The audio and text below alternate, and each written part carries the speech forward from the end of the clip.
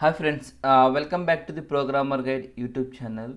In this video, we are continuing with the terminal operation methods. See, there is a one of the method min. Min also it is a terminal operation method. Whenever you want to find the minimum element from the stream, okay, you can use the min method. Here, right, to find the minimum element inside the min method, it will do the comparator operation function, which imposes the total ordering on some collection objects. That means the comparator object itself will do the natural sorting order and take the minimum element from the stream of objects.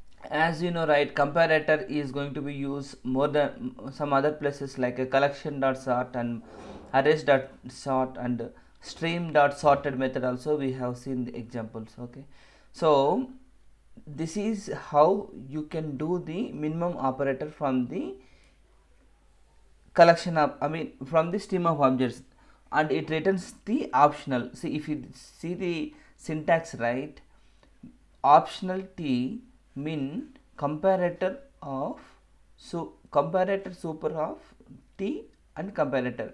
That means whatever the input object it is going to be take, right, it will do the comparison operation and it will returns the minimum object from the stream of objects. Okay, this is a terminal operation, and optional describing the minimum element of the stream, or empty optional if the stream is empty.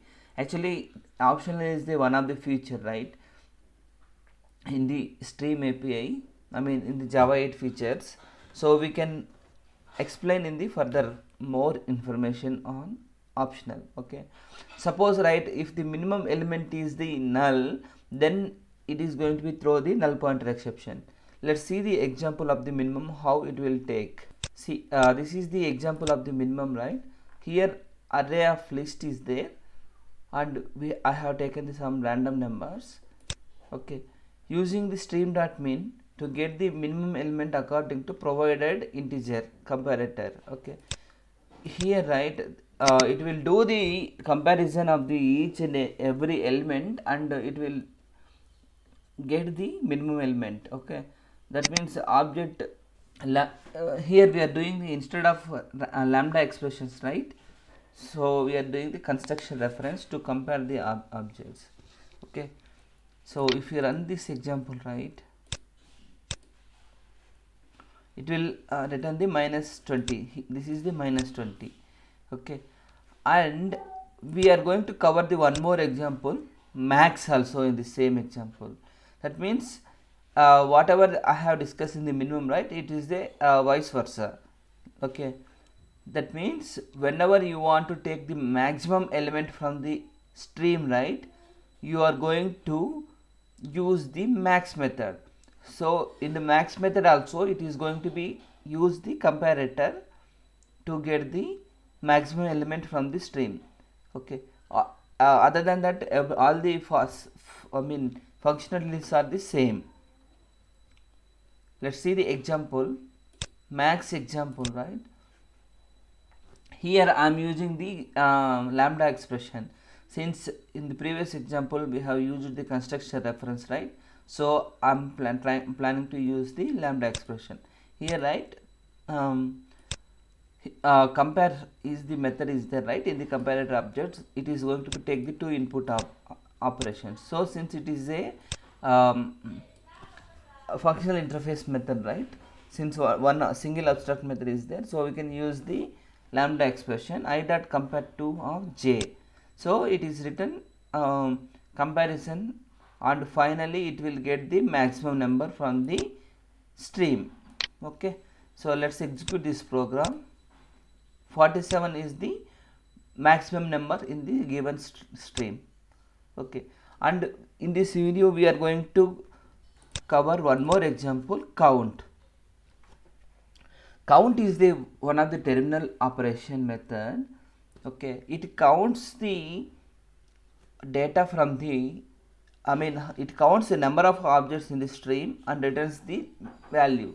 Okay, this is a special case of reduction, and it evaluates the, it is equivalent to written map long e whatever the summing in the lambda expression, right? So it is equivalent to the this operation return map long, map to long, and whatever the object we have given the input, right, and 1l dot sum, it gives the number of objects from the string. So the same way count long returns the long count returns the number of elements or count of elements in the stream. Okay, I want to say one thing here, reduction. So reduction is nothing but it is an operation takes a sequence of input elements and combines in them into the single summary result by repeated application of the combining operation, such as finding the summing and maximum or set of numbers accumulating into the list. And this count is also a terminal operation. Okay, let's see the example. See here, right, I have taken the same list and printing it, and later what I am doing, right, I want to find the only list distinct elements from count. So doing these two different operations. So let's see. See, the first count is 8. 1, 2, 3, 4, 5, 6, 7, 8. And here duplicate objects are 20, 47. So it need to be written 6. So this is the distinct operations. Okay. So this is how you can implement count operation, min, max operations.